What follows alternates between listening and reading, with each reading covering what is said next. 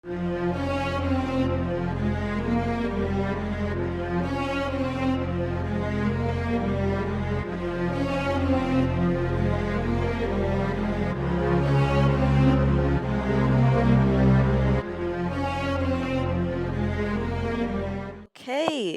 welcome to another episode of 3.5. I have here my friend Elsie once again doing huge things. If you all don't remember him, he's just multi-talented individual, app developer, comedian, Uh, community organizer, musician, all types of things. So I'm actually going to let him kick it off and just introduce himself. Yeah, tell us about yourself, Elsie. cool. So peace to everyone that's meeting me the first time. My name is LC.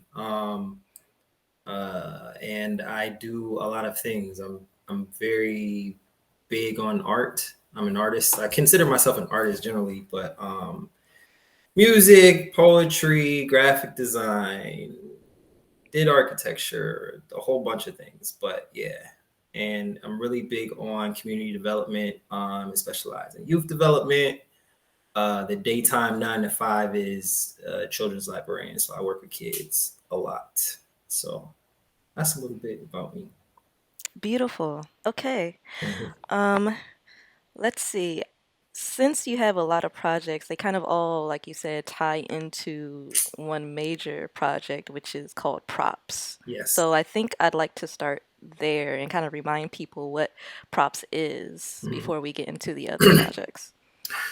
Props is a social enterprise platform that is built for community development. It has three um, major customer segments, which are individuals, businesses, and then nonprofits. And all of those people come together.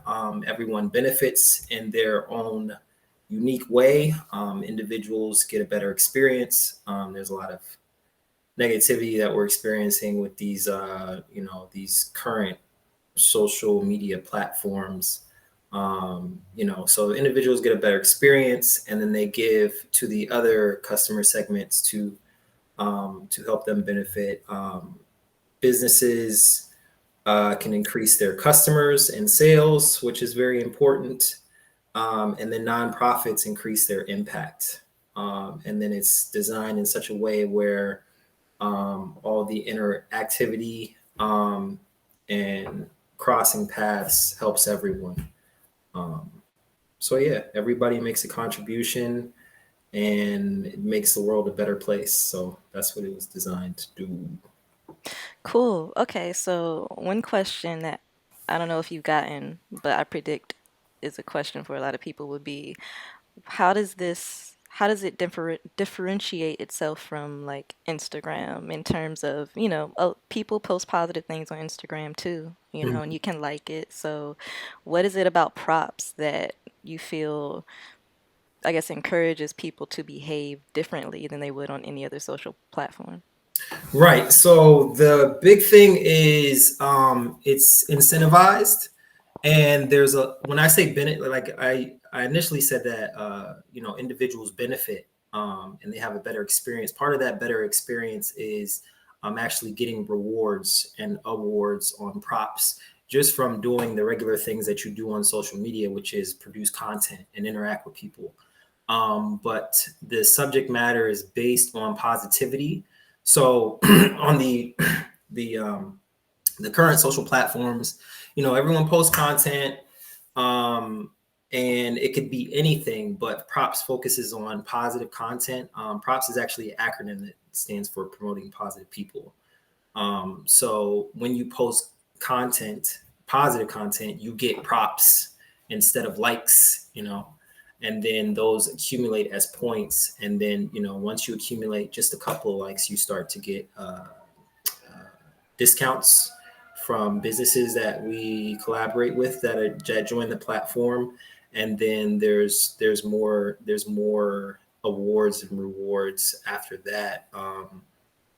once you accumulate a lot, like the people that are high performing get the chance to win the Proper Award, which is a $500 award that goes out to lots of people every month, and it changes and just identifies. But it also helps. And the thing about community development is it really helps to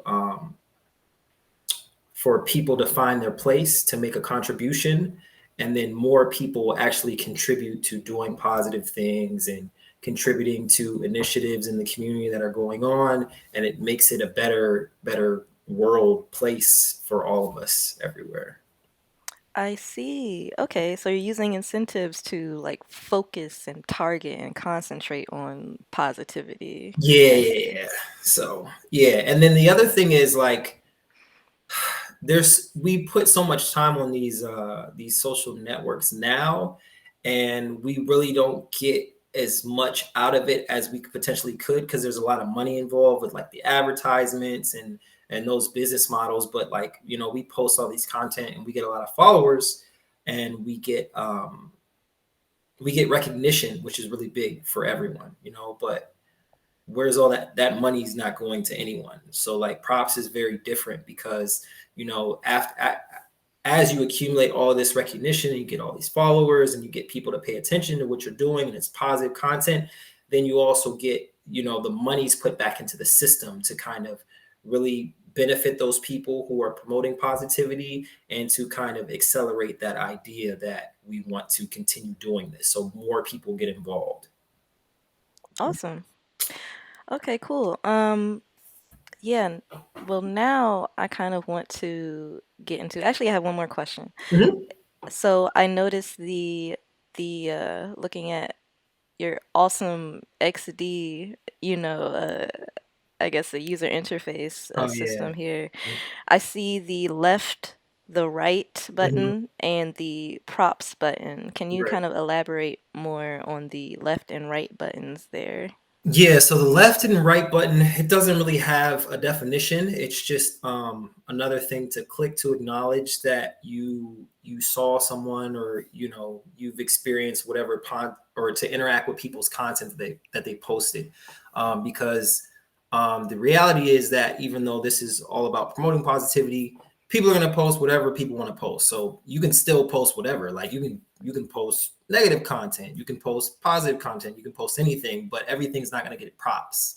So if we only left people with just the props button, then you wouldn't get a lot of interaction, as much interaction as you wanted to. So it still helps with the recognition that we all kind of crave on these platforms. And it doesn't mean anything to me. It means something, but to another person it can mean something. It's like my brother's left-handed, so maybe for him, like, if it's not about this person is promoting positivity but he really likes the content, he might just hit left all the time.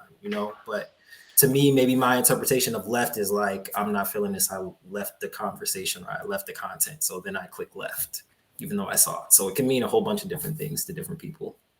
I see. That's kind of funny. Um, cool. So with that, now I would like to kind of start talking about the music that you've been making. Mhm. And I guess I want to start with you mentioned everyone, Mhm. like and everyone music, Mhm. or I guess can you kind of elaborate on your musical vision and what do you mean by everyone music, I guess, or Yeah, music by so everyone, or yeah, so the and this ties back into props, but everything to me is about collaboration and community. So I've been creating a lot of the content and organizing and doing arrangements and things like that, but I didn't want to just highlight myself, because then the artist's name would be under Proper LC or LC or Alien Middle Finger or something like that. But I really wanted to highlight everyone that was involved with the process, and kind of leave it open ended, because the collaborations change all the time. Like on the first track, Awkward Laugh collaborated with 4, 5, 6 people, and then on this next one that's coming out, Mothership, I collaborated with someone totally different. but I don't have to do all the name changing. Everyone still gets the credit, the people that participate, but it doesn't always have to be like you have to move things around. It's about community. So um, that's the concept behind it, just to get everyone more involved in collaborations. Yeah, so that's the Awesome. idea. And then also the first one, when we get to talking more specifically about awkward laugh, um, that it's kind of influenced by like the choir and like my history, like growing up in church and seeing choirs. Like that's the most amazing sound I've experienced. Like when I was younger and going to like back home revivals at nighttime, Let's and then dive deeper into that. You started talking about awkward yeah, laugh. Let's just actually talk about awkward cool, laughs. cool, cool. I don't already know what it is, so I'm not gonna laugh right now. I don't already know what it is, so I'm not gonna laugh right now. Yeah, so but the choir is kind of reinforces that idea of, because right now what we see with a lot of music is it's like it's a name or something, and then maybe they might have background singers, or it's a band, so it's maybe like 3 or 4 people, but like this is more about more people being involved, which is the same thing that Proppz is about. So, kind of getting the idea of a choir not being like, because I could have sung it myself, or could have had like one person sing it, but when I was sending it out to like my inner circle and letting them check it out before I before I launched it and everything, people were saying like, yeah, it feels like I could sing, like I want to get up and move around, and like I could sing with that track instead of like you hearing like just one singular R&B singer singing some kind of crazy vocals, Jasmine Sullivan levels, and I can't do all of that. It's more inclusive now.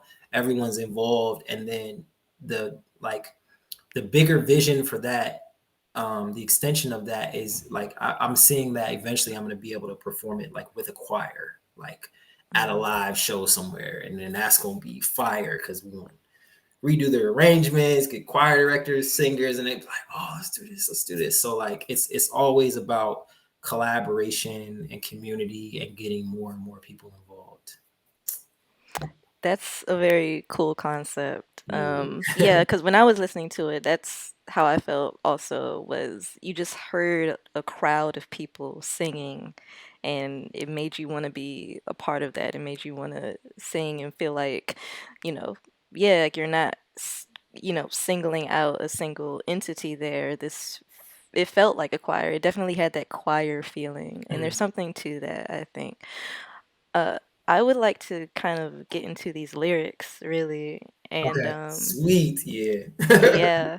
So I want you to explain basically the chorus that it goes, I don't already know what it is, so I'm not gonna laugh right now. Like what do you mean by that? Okay, so uh, the whole thing was built on the stand up stuff that I do at open mics. So all of those lyrics come from like just one liners that I was doing that made people laugh, right? So that's why it's called an awkward laugh, because when I do the comedy, like it makes people think different, but I say it kind of in a funny way, but maybe you'll think about it later. So it's kind of awkward because it's like we don't usually laugh at whatever's being presented. So it's an awkward laugh. And then the chorus is a joke that I told. I actually rewrote it again. I'm gonna do it again like next month. But it's a joke that kind of talks about when black people get together and sometimes you see a homeboy and you're just like, hey, what's up, man? What's going on? You be like, oh boy, you already know what it is. Like that's what's up. Like, but we don't talk about like what it is. Like, what is it? I have no idea what you're talking about. You know what I'm saying? But it's just kind of a passover. And it's the same thing. Like, people do it all the time. They just do it in different ways. Like, when you see people, the default, they'd be like, how you doing? I'm fine. Like, that's the default. But like, is that always the case? Probably not. Mm, You know what I'm saying? So like, when people say that, they're kind of alluding to maybe there might be something behind that that I don't want to talk about. Mm. So it's really not funny. So it just becomes an awkward laugh when you kind of just like blow it off or something, and you just like, oh, I'm cool. Everything's fine. You smile or you Mm. laugh, and then you just keep it moving. But you just spent like you've been crying for a week or something, or other people are depressed, and so it's just like a whole bunch of unspoken things that just become like really awkward on the way we kind of interact with each other, and it's just like there's a lot of things that go unsaid basically. So it's almost like you're breaking away from this mask that people put on all the time and getting to the authenticity. Yeah, and like a lot of the lyrics are just basically talking about like stuff that we just don't discuss. They're like I can't remember the word, but it's like not awkward, but they're kind of things that you don't mention that everybody's kind of aware of. Taboo. Taboo. Yes, that's correct. But everyone doesn't talk about them because it feels uncomfortable, or people say it's inappropriate. But it's probably like a lot of things that we need to talk about for real. Yeah, that's to me that's so important. I noticed that so many so many of our problems really just need a conversation, but we as a society have an extremely hard time having nuanced conversations about very touchy subjects. Right. We're easily easily offended and or just unable to unable to have the conversations that's necessary because we're always ready to fight, and instead of kind of sitting in and really analyzing and thinking about what's going on. And so it feels impossible a lot of Yeah. times to have the conversations necessary, whether it's about war, whether it's about race, whether it's about anything, Mm. because you might have to agree or see a side that you originally did not want to see at all. You Yeah. might have to, denounce something that you never thought you'd ever want to denounce. You might just have to at least listen to something that you would have never thought you'd be okay to hear. Right. And that's so vital that we're able to do that. Yeah, and it's so uncomfortable. And then I'll add, because you mentioned like people are like ready to fight when that tension builds. Other people like are ready to like flee or run Yeah. away.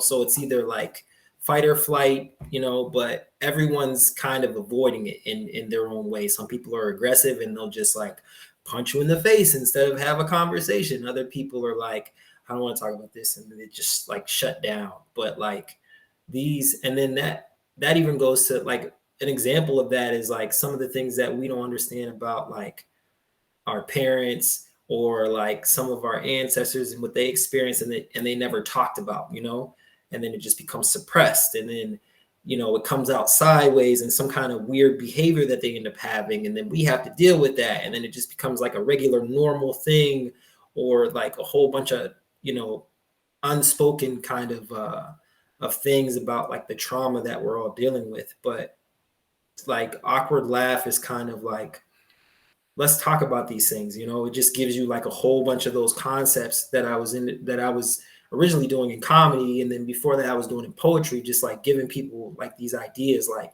just so you can think about it and just be like, like I never thought of it that way. And it's not to convince you to like lean in whatever direction I'm in, but it's just to get you to think critically about something. So, and then when you do get those opportunities, I think that um, sometimes you think critically about something and you change, and then it benefits you because you realize after thinking about something and spending some time on it that this is unnecessary, or I need to change something, or I need to add something, or I need to do away with something. So Yes, yes. Okay, and with that, I'd like to keep going the through these lyrics, lyrics here. cool, cool, cool. This one is interesting. All right. Virgin Mary had a Quaalude. Yeah. All right. So Virgin Mary had a Quaalude. there's a whole poem behind that. I did an interpretation of the scriptures in a poem that I did like some years back. And what is it called? It's called the Gospel of John,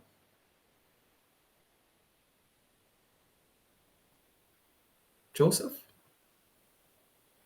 So, anyways, Probably, John. no, I think it's, let's see, Mary and Joseph. Yeah, it's the Gospel of Joseph, I think. So it was his perspective, because you don't have his voice. You hear about Mary, um, and you hear about Jesus, but and the way he tells the story is that basically, and then people read, the way they interpret it is that it happened this way, it was a miraculous conception and all this kind of stuff. And then the way that the poem goes is it like Mary was raped. Mm, So she was raped, and then when they had the conversation, like John, people were saying like, she's pregnant, you should put her away. That's what the scripture says, and it talks about like, no, he's gonna stay with her, and then it's divine. It was a divine pregnancy, and God impregnated her. But in the private conversation that they had, in the story that I'm interpreting, is like, she was raped, and he was like, well, what are we gonna do? And she was like, this is still God's son, you know. mm, So like, he doesn't have an earthly father, because we're not gonna acknowledge the person that raped me and got mm, me pregnant, but his only father is like the heavenly father. So like, now this is what happens, and it talks about like the jealousy of his father that raped him, that saw that Jesus was like, became a rock star and everything. And then the crazy part where there was somebody that said, the first person that shouted crucify him was actually like his father or something, because of the jealousy of like mm, how he became a rock star and stuff, and how he never got to have a relationship with his son and everything. So like, in modern times interpretation, with all of some of the controversy that goes in with like the Me Too movement,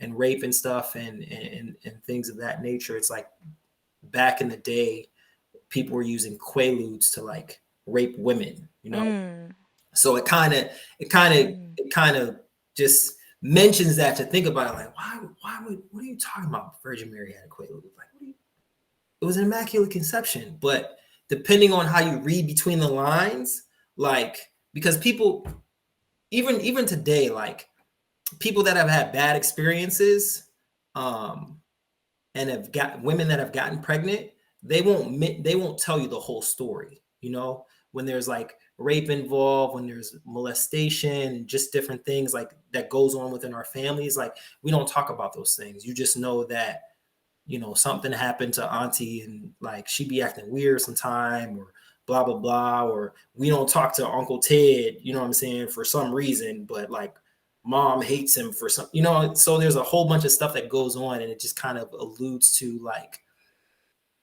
putting that out there. And then once you find out like Virgin Mary had a quaalude, what does that mean? Then you have to have the conversation, what I'm saying. So mm. now we're talking about all of this stuff, and it's just like, oh, I never, we just thought like she had a baby, and then we stopped talking to our auntie for some reason or something, so that is, yeah, there's a lot behind like behind each line, like it kind of goes in. Yeah, and then it kind of starts the conversation of what was it like for women who, were sexually assaulted in that context back in those days. And Mhm. then, I don't really have an exact answer for that, but then, it's at least has you thinking Mhm. about if modern women behave in a certain way, then what was it like back then? Yeah, and And I think, and I would add that I think like modern women now, they actually have more options than the women did back in like, even in the biblical times, because like those women, like Mary could have been like 12, 13, hmm Joseph could have been like 28 or something, or like, 40, honestly. yeah, like, so I mean, and that was a regular thing. Like, as soon as you got your period, like, you ready to be a wife, and then like, people pretty your family pretty much sold you for cattle, like, and then you became the family of some stranger or person you've never known before, and then that was just it. Like, that was your life. So Wow. Wow. I wasn't expecting all of that from that Yeah, one line. Well, I guess I was because that line is pumped full of a lot just in those words. yeah, You're yep. combining Virgin Mary and Quaalude. That's Mhm. bound to have something crazy. But that's very deep. There's a lot to ask about all of these lyrics. I mean, I would love to go through each line, but we don't have enough time to Yeah, do all that. we'll do that later. We'll Just do for that fun. Like later. I'll just break everything down. It's cool. I do want to ask about the line choke on that laced dopamine, bleed in cosmic surgeries. Cosmetic surgeries. That's what. Cosmetic, sorry, cosmetic Okay. surgeries. Um. So so actually, the structure of the whole song is a poem, and it's like and I put it on a website like what the structure is. It's like ABCCBBAA. So all the A's are kind of connected, but they're spread out. The C's are together, and then the B's are connected, but they're spread out. So they're all kind of talking about a certain concept. Choke on that lace dopamine and bleeding cosmetic surgery are two separate concepts, but choke on that lace dopamine is just talking about drugs, the drug epidemic that our community experiences. And then when you get to the bottom line, um, I don't ever hang without them. Want to know how I got these stars on my age, but it's a flamethrower for these zombies in the weeds. So that's another line to connect that. That's the smoke. That's the smoke. Now I can't breathe, and that talks about police brutality. Mm, So choking on that lace dopamine is just like it's the drugs that are like destroying our communities. mm, You know, um, flamethrower for these zombies in the weeds.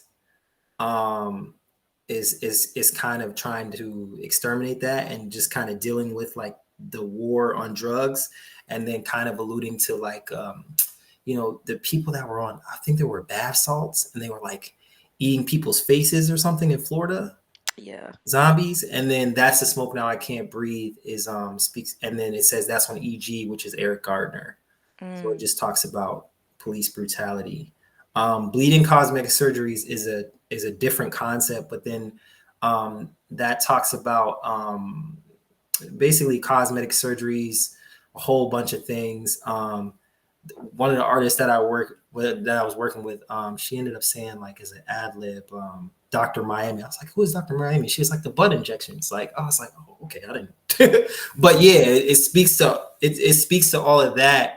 And then one of the things I was doing in comedy and poetry, I did this Joker poem that kind of talked about how people are considered crazy, and then like some people that are like um, have mental issues, they cut themselves. mm, Um, so, and then another line is paid assistance self harm. So, like, if you do it by yourself and you cut yourself, and then it's not for medical reasons, it's not for anything, but you cut yourself, it's thought of as negative, right? But in these cosmetic surgeries, like, there's no health issue or anything. You're just trying to change something. I So see. that's called assisted self harm.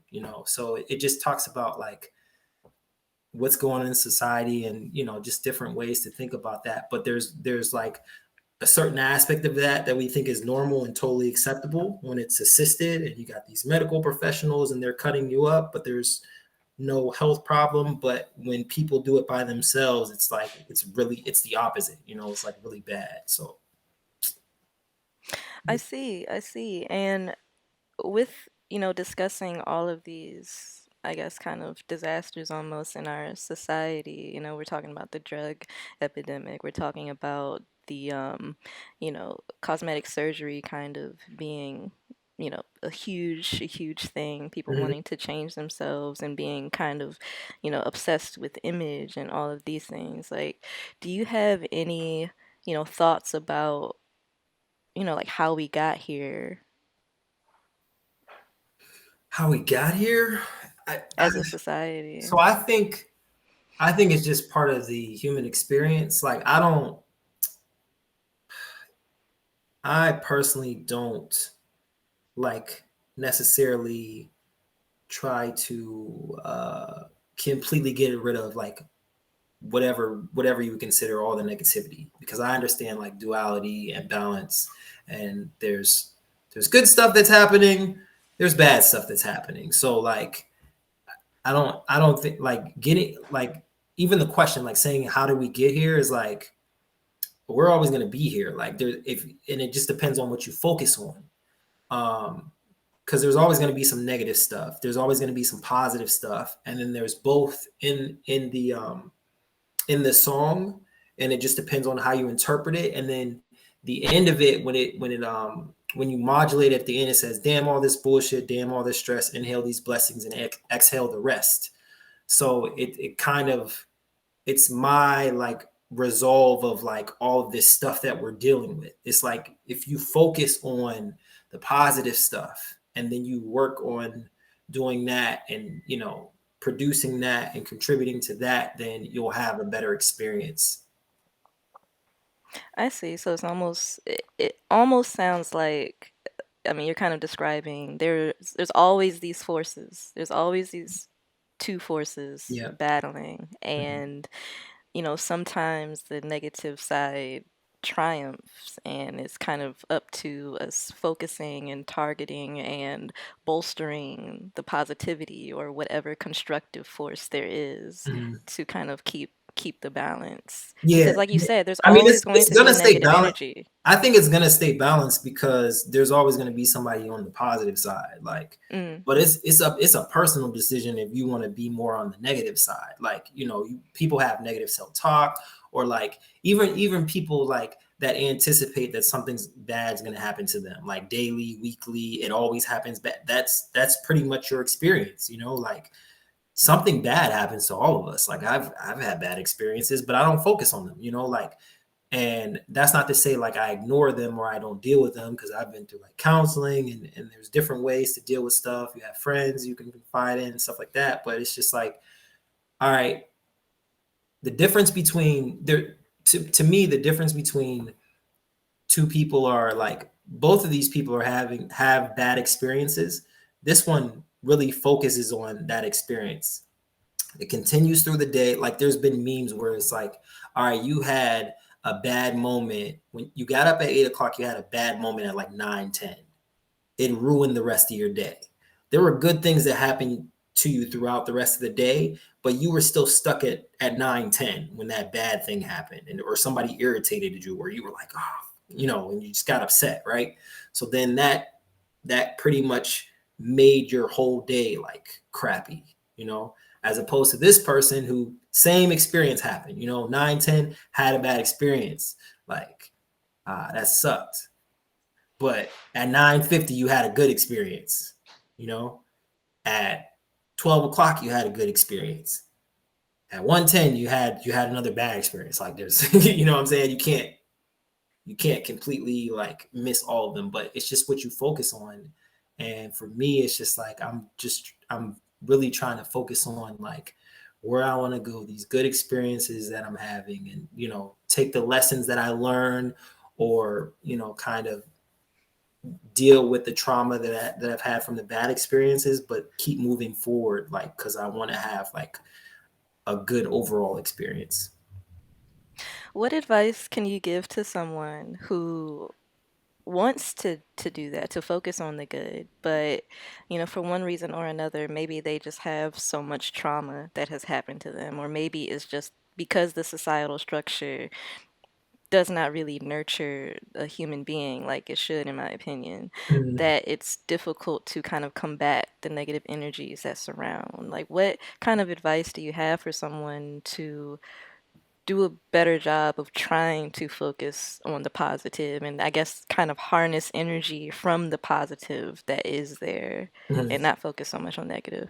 So I would say everything is incremental for me now, because I've had this disposition like my whole life, so I'm in autopilot and it just works naturally. But for other people to kind of get out of that funk that they've been experiencing, it's just incremental. It's just like one day at a time. It's one moment at a time. It's like, and then actually, like in my personal story, like with my mom, like I work with her because sometimes she has like negative self-talk or something, but then you just see over time like she's making these adjustments. And then, we talk about it sometimes. She's like, oh yeah, like usually I'd be worried about X, Y, and Z, but I ain't even worried now, like because I remembered something that happened and blah blah, and you just have those small victories of like, I had this moment where I know that usually this would just like take me downhill, you know what I'm saying? But like I was able to overcome it. And then after that it's momentum, like, all right, you had a good moment, like let's keep having more good moments until it just becomes like a behavior, it just becomes like a regular habit for you. But it's really hard work um initially, because you're just not used to it. Like your body's just going to default to like whatever your negative kind of behaviors are. But you just have to really be intentional, and people are doing a good job, like, like you just see different people with like positive self-talk or affirmations, or like I know a lot of women that write things all over, and they just be having prayers all over the wall and just a whole bunch of positive stuff, mirrors and everything, you know what I'm saying? So like there's a whole bunch of different ways to do it, but I would say that people, you just have to find whatever your thing is, and then you have to commit to it. You have to. It comes with discipline, because all the time you're not going to want to do it because that's not what you're used to. That's hilarious that you talk about women who write things on their walls, because I literally painted all my walls black in one of the rooms that I used to live in, and Mhm. I painted quotes all over the wall like a crazy person. Listen, for me, like it ain't. Listen, it's not even crazy, because like all the black women I know, all of y'all be writing stuff like everywhere. Like y'all do affirmations, like it's just designed in the DNA or something. But like I don't know no black woman that doesn't just write things down on like pieces of paper on the wall, hang up stuff. Like there'll be affirmations everywhere. It's a part of the culture now. Like, and I think it's dope. That is hilarious. Okay, yeah, that's dope. I don't know if you wanted to talk about Mothership also, because I know that that's not released yet. No, we're gonna talk about it because it's gonna be released eventually, so we can talk about it. Okay, cool. Let's go on to Mothership, which is another song that you're working on. Mhm. Just, I guess, give us the story behind that. Okay, so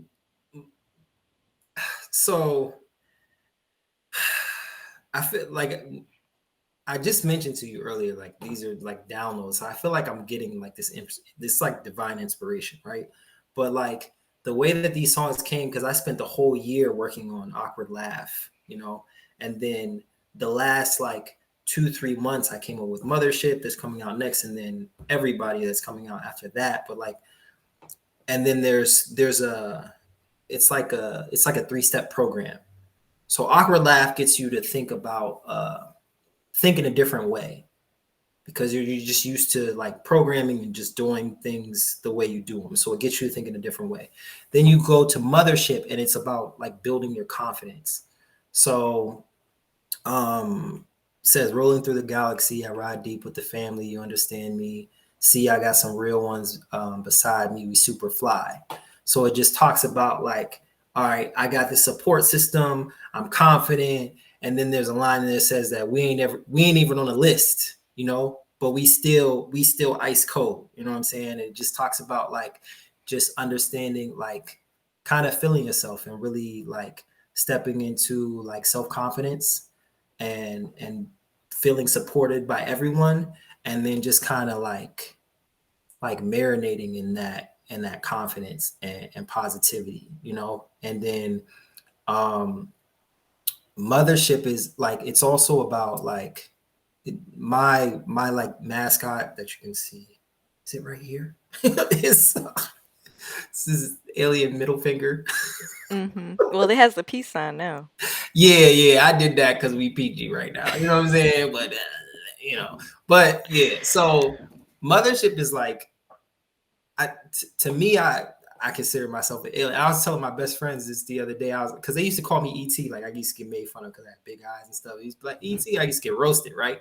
Like in middle school or something.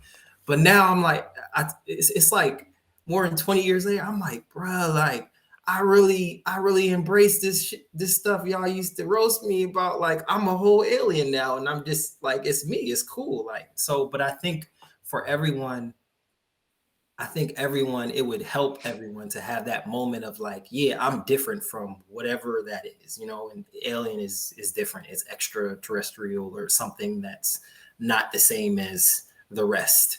But everyone should have like their alien moment where they're just like, yeah, I don't fit into this whole thing that everyone's doing, but I'm over here and I'm comfortable with it. So it's like getting the mothership, like we all together, I got support, I got confidence, and you're confident in just being different, or just being yourself.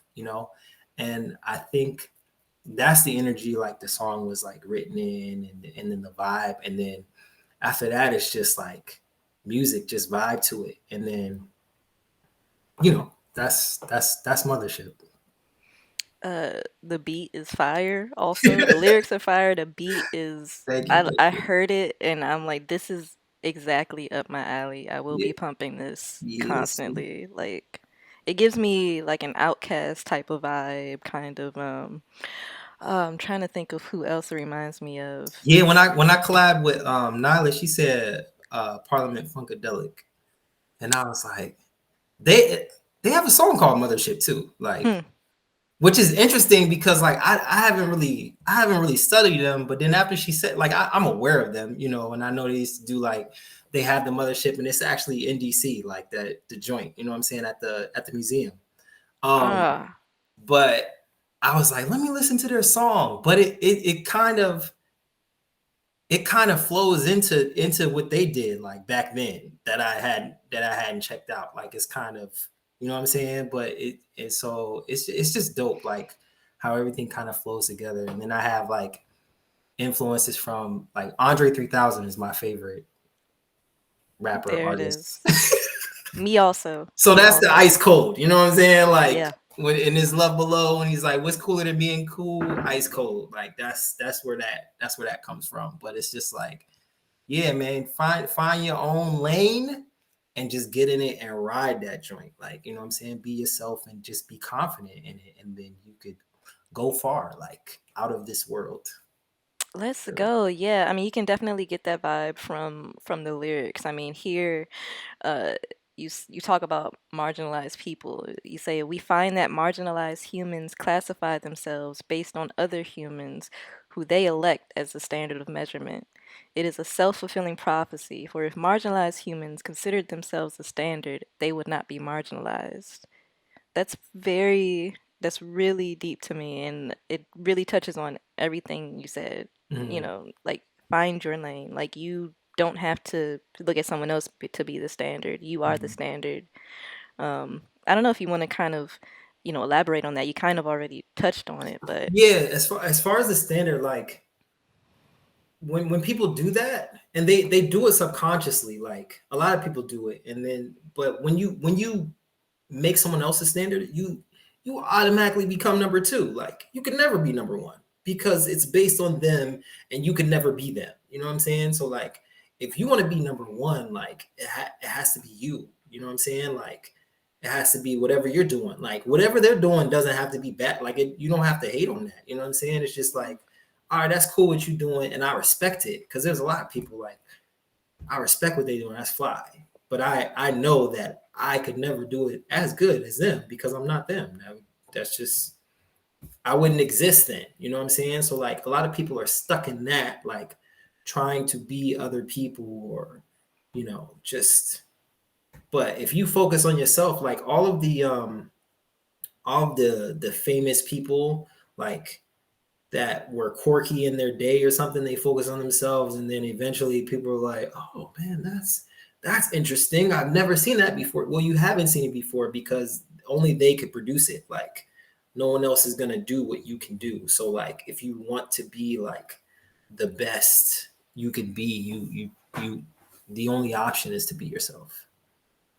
Yeah, I like when you were saying, you don't have to hate on, whatever somebody else. You can still respect that and still, see yourself as your own standard, you could say, Mhm. because I think that that's really important, especially, you know, um, the oppressive class. It's very easy. This kind of goes back to having those hard conversations because it's very easy, for example, when it comes to race, for us to say white people's stuff is all terrible Mhm. and black people's stuff is all great Mhm. versus, you can respect some European things, but acknowledge that, we shouldn't be hating on our own things. We should still give ourselves some love, but it doesn't mean you have to hate, what has been oppressing you, Yeah.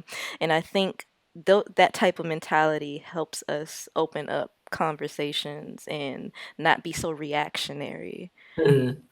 Kind of Yeah. like respect your enemy in a weird way. And even No, saying no, it that, is. No, no, I definitely agree with you. And then like if you read what's it called? The Art of War, yes, it talks about that. Like you can't win a battle if you don't respect your enemy. Like even though that just your enemy, those are people that have been the most successful. Like the people a lot of times people are unsuccessful because they don't respect their enemy or their opponent. You know what I'm saying? Someone that just against you at any point in time and space. You know what I'm saying? But it's just like when you respect them, then you're able to like defend yourself properly. You're able to go and be on the offensive when you have to, you know what I'm saying? But you understand like what they do and how it can contribute to whatever you're trying to do and when it doesn't, you know what I'm saying? And when it doesn't, then you just playing defense or you defending yourself. But then when it does, then it's like, all right, it's time to like to connect and everything. Let's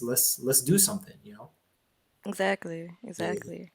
And when you respect what you respect, you're able to kind of assimilate or utilize for your own. You're able to kind of, like you're saying, like connect. You're able to kind of benefit from it in a way. I think when you're able to respect even your opponent. Uh, Yeah, yeah. I've learned, and I've learned a lot in that in playing chess actually, because there's been moments where like I've disrespected or I didn't respect the opponent across from me because I thought they weren't on my level, and they ended up beating me. You know what I'm saying? And that's a lesson in itself. It's like, ah man, he don't got it, and then he he got actually it. did.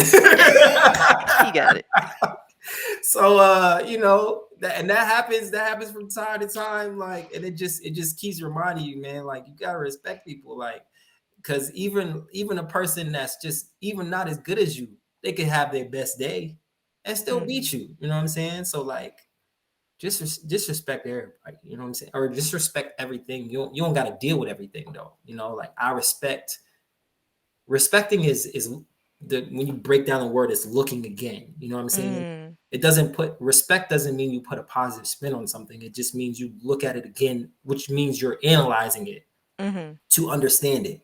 And once I understand this thing, even if it's my enemy, I understand what their motivation is. Yes. So I know how to deal with them now. You know, I know how to like neutralize them. I know how to defend myself.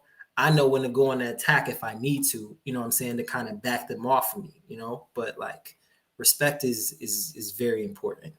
Yes. Speaking my language snaps for you. Yeah, Okay. You have one more song, correct? That you yeah. would like to speak I have on? I have more there's more songs in the works, but this first load is gonna be three. And then the last one is everyone. So I talked about how the first two kind of line up. Everybody. So everybody is kind of like a prayer celebration. So after you've started the critical thinking with awkward laugh, and then you come into yourself, mothership, and you're an alien, and then you just feeling yourself, then it's just like a celebration. And some of the lyrics to everybody is it says we in this bish. I say bish. I don't know what it sounds like, but and it's spelled bish, right? But it I just say it says, like that. yeah, right. We understand this is this culture, but anyways, so it just means we're here, like, and then it says, I don't care, I ain't going nowhere. Somebody prayed for me. Shout out to my grandma. That's word to your mama. today's another day, but I just want to say we made it, we made it, we made it, we made it. So that's how everybody goes. And then it talks, and then the other verse is like, shout out to my haters. I guess fanatics got some layers. I'll shoot you up a prayer maybe another day. But anyways, we made it. So it's like, even though we're here and we're not going anywhere, there's still going to be haters, especially if you kind of find yourself and you find your groove. Like, there's always going to be somebody on the sideline that's just like, he ain't whatever, he ain't nothing, or she ain't nothing, you know what I'm saying? But like, it's like, that's cool. Like, you're a fan too, because instead of focusing on what you should be focusing on about yourself, like, you're worried about what I'm doing. Like, and I see people like even on social media, like some people that I mess with and I follow, like, people will be in their comments, or they'll show up in their live, you know what I'm saying, just to argue with them. Like, why are you following this person? Why are you on their live if you don't mess with them? If you just want to be argumentative about whatever they're sharing, whatever they're saying, whatever they're doing, why are you here? You know, you must be a fan. You know, you just have negative energy, but you're a fanatic. Like, you for some reason you're entangled with this person, or you're very interested in this person, but it comes out negative to you because it's more like jealousy. But you're still a fan, though. Yeah, that's a difficult concept that I think is important. It keeps coming up, is no matter what, like, you cannot eliminate opposition. No Mm-hmm. matter what, you cannot eliminate negativity, you cannot eliminate opposition. Like you said, balance. And I'm also an advocate of that. Those views are important, and it Mm-hmm. helps the balance, and it helps the good, and it's not good to completely eliminate it. But you're no matter what, you're always going to have somebody or situations, especially people who will combat you, who will down you. You're always going to have that negative side, Mm-hmm. and it's just important to, I guess, equip yourself with that. Which, that's the hard part. Is it's one thing to acknowledge that, Mm-hmm. but then it's another thing, especially if you want to be someone who puts yourself out there, you're gonna have to know that that is coming. Um, Yeah. if you, I don't know if you have any advice for someone who maybe even wants to be like an organizer, or someone who wants to do something big, Mm-hmm. but in knowing that there's always going to be someone to come after you, Mm-hmm. that they're afraid, which I get. I would say, and this goes back to something I said earlier. And it's just about focus. Like, you have to focus on. So there's a couple of things. You have to focus on what your purpose is and what you're supposed to be doing. Putting over emphasis or concentration on that negative stuff is going to accelerate it. So you'll see more of it, you'll experience more of it, and more will come towards you, because that's what you're calling to you by focusing on that, right?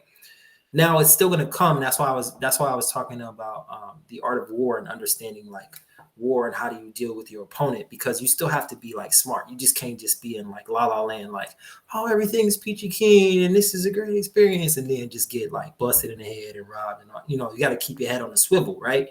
Mhm. But it's just like, the majority of my energy is focused on my purpose, who I am, what I'm trying to do, because there are some people that put the majority of their energy on the opponent.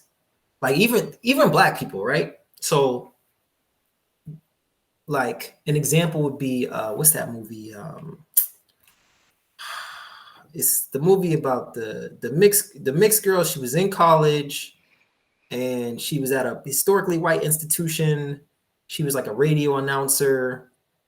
I can't remember. It became a Netflix series. But anyways, sometimes black people, like, so in that movie, like, the premise was like, she's pro-black, but you're in a predominantly white institution which has like a minimal amount of black people, right? And then you're pushing for them to change this dormitory into like a more black space or something, or whatever your preference is. But like, to me, it's like, you're in someone else's house, you're in their living room, and you're telling them what to do with their furniture. To me, that's the most ridiculous thing. Like, it's wasted energy to me. You know, like not to hate on what people have done because a lot of people put a lot of time in that. Whatever, that's your thing. But to me, that's wasted energy. Like I could spend as much time as I spent there building my own house. You know, Mhm. and get so much more benefit from it, so much more like wholeness and self feeling of self accomplishment from putting that work in the same amount of time and energy. But just while I'm doing that, now I'm building something instead of tearing something down. Because you like to me, I don't need to tear that down. Like y'all can keep that house. It's a nice couch, matter of fact. You know what I'm saying? Like, all right, but I don't like it. It's not my color. But if I don't like that color, you know what I need to do?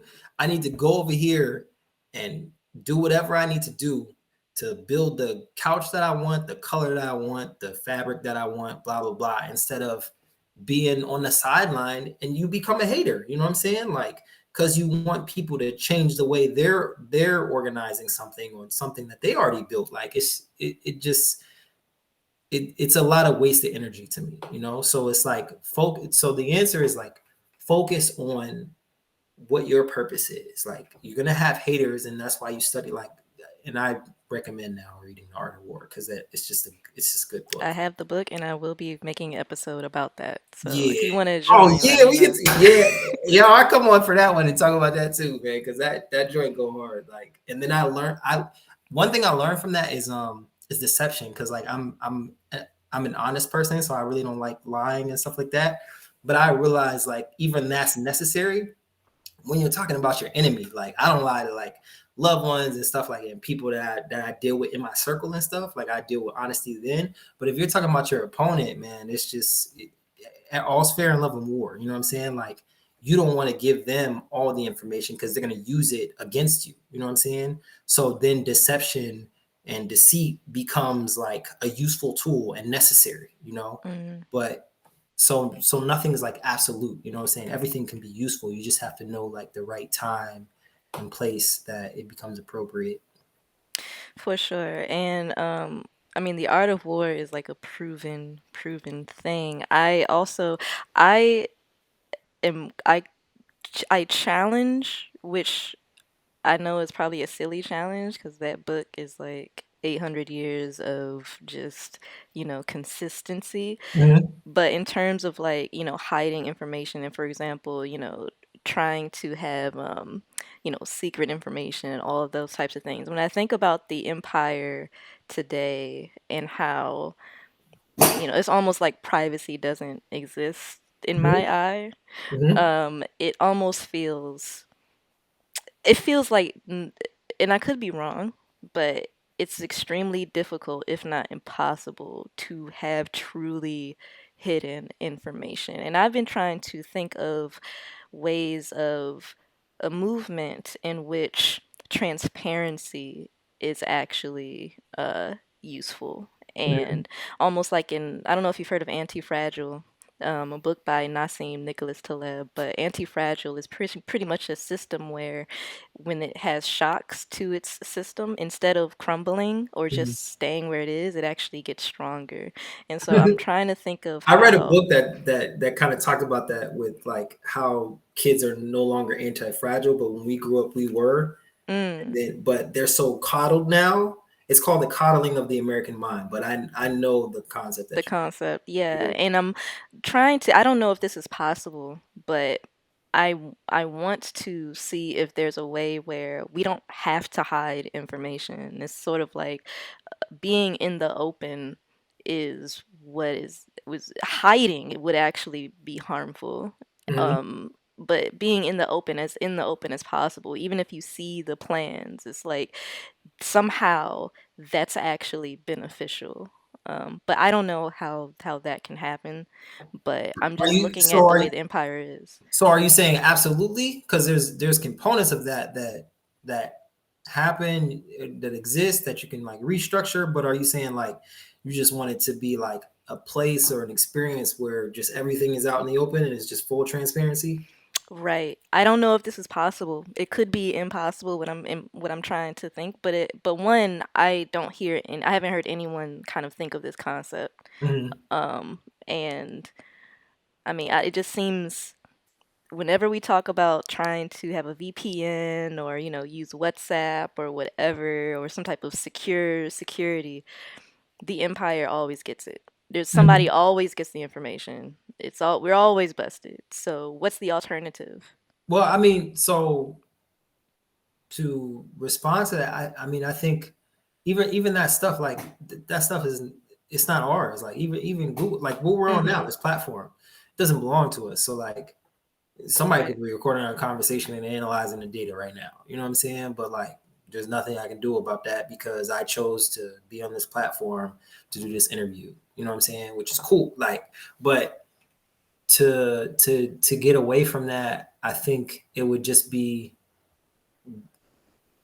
part of privacy is just like everything is in your head. You just keep stuff to yourself. Like Mm, that's the ultimate way to do it. And then beyond that is like having people that you can confide in that will keep things between you and them, you know, and building those relationships.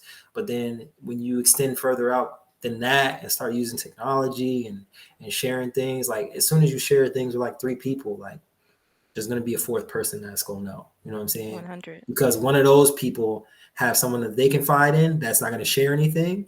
Mm-hmm. So it's still another person that knows, whether they know you or not. You know what I'm saying? But it's just like, so I would say, like, I don't think you can get like that example was like three people involved. You know what I'm saying? Like, Mm-hmm. so you couldn't get like what you were saying sounded kind of like more absolute, like let's have this be the totality of the condition of the environment, you know. And it's just like, nah, man, because people still got their mind, you know. Right. People are still, and people go through a whole lives like keeping stuff locked up in here that they never say, maybe on their deathbed. You be like, oh shit, I didn't even know that, you know what I'm saying? So it's just like you can control it, but to control it you can't share it.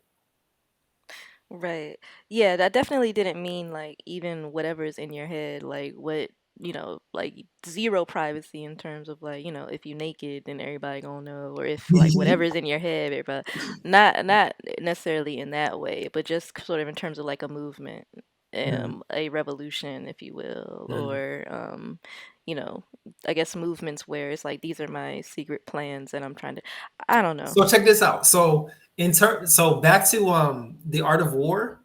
Hmm. That's not a good strategy just based on that book because the book talks about like you have the general, then you have the next level, then the next level down, and you tell these people right below you certain things that you're planning. You don't tell anyone. You know what I'm saying? Mm, So it's just like the way that's structured, there's no full transparency because like these the soldiers on the soldiers on the bottom, they don't need to know certain information because they'll become flustered and they'll I become see. disorganized. And so full transparency, I don't think, like when you're creating a space, because you're going to tell something to the person that's managing this space at this time that they just need to know, like even the lock code. You know what I'm saying? Mm-hmm. Full transparency, everybody don't need to know just because this person has a good heart, but this person is irresponsible. Mm-hmm. And then you have more problems, you know? So I feel you. I feel you.